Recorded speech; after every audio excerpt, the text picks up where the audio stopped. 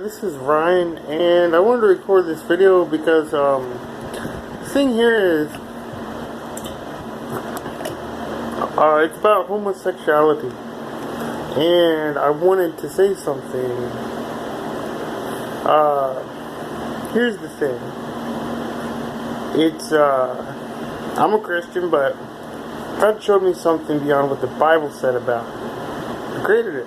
Angels did. He showed me things, and I said, they told me something. They said, Ryan, examine all of creation in the world. Because I wondered if God really received it. I asked God one day, do you receive homosexuality? Is God gay too? Can we be gay with each other in heaven? And he said, Ryan, look at all my creation. Because I was wondering about my God. I didn't want to be gay. I wondered about it. I didn't want to be gay. I wondered about it. I've always been naturally attracted to women from my early youth. The first erection I ever had was Baby Spice on stage in New York when I was 6 years old. I saw her on stage singing in New York on public television at her concert, and I think it was in New York, and I had my first erection. I've always been attracted to women. But he told me in my 20s, he said, Ryan, look at all of my creation on earth, not people, all of my natural creation on earth, the animal wildlife, the ocean wildlife, my insects, my birds, none of them choose same-sex relations. If I liked it, Ryan, I'd put it in my other creations, my animal, all my things that do their job and what they're supposed to do. All those animals, insects, all of my creations would exhibit it if it was natural to me, and they don't. They don't exhibit it. Okay, that was one thing he showed me. Only identity living creation on earth that practices homosexuality is humankind. Same-sex relations. Humanity does it. Not any of other gods, the creators. It's not one God, it's multiple creators, and they didn't put it in the design of any of their creation, and people chose it. They chose to embrace those enticements when they were young or whenever they found it. They chose it. Now, he said something else. He said, Ryan, he did. There's a philosophical insight.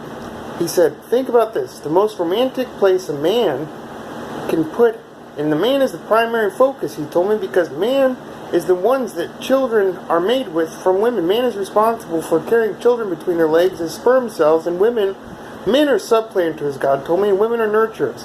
And you can tell by their anatomical design. Okay?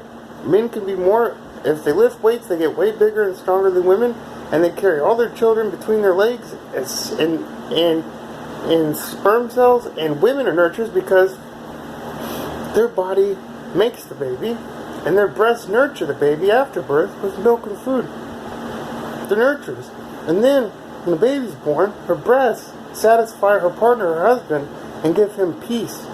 They nurture his spirit, and he's attracted to her, and they, believe it or not, the woman's breast, if they didn't know it nurtures the man's spirit and gives him comfort in his mind and body.